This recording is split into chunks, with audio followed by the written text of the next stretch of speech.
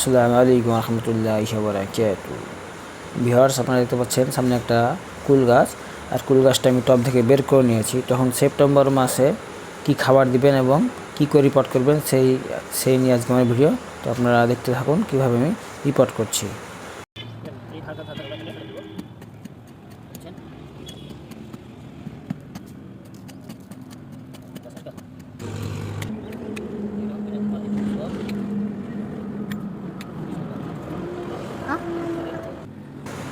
Report করার সময় সাইডটা ভালোভাবে ছিঁচে নেবেন। আমি 4 সাইডটা কেটে নিয়েছি।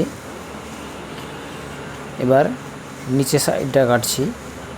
যদি আপনি একটা ড্রামে আবার দেন তাহলে এইভাবে ঝুড়ে নিতে হবে, এবং যদি মনে করেন যে না বড় ড্রামে দেবেন তাহলে না ঝুললে কোনো সমস্যা নেই।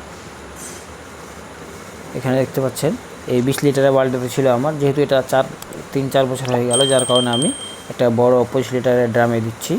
এবার সাইড ঝুড়ে নিয়েছি। আপনি যদি বড় ড্রামে দেন, মনে করেন ঝুড়বো না, তাহলে কিন্তু হবে।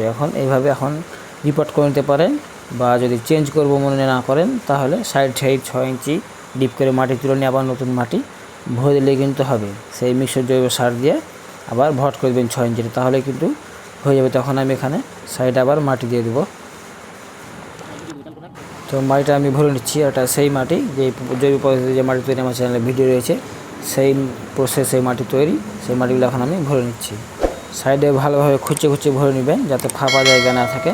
এবং মাটি ভরে নেওয়ার পরে যদি প্রচুর রোদের তাপ থাকে তাহলে 4-5 দিন ছায়া জায়গাতে নিয়ে যেয়ে রাখবেন। আর যদি মেঘলা আকাশ থাকে, হালকা হালকা বৃষ্টি পড়ছে ছিটাফোঁটা, তাহলে এখানে যেখানে ছিল সেখানে রাখলেও অসুবিধা হবে না, গাছ আপনার ঠিক থাকবে। তো মাটি ভরা হয়ে গেছে আমার। মাটি ভরে নিয়ে আবার ভরপুর জল দিয়ে দেবেন।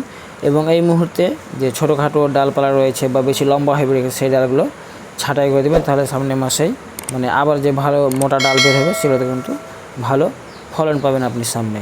তো এই ছিল ভিডিও। আসসালামু আলাইকুম ওয়া রাহমাতুল্লাহ।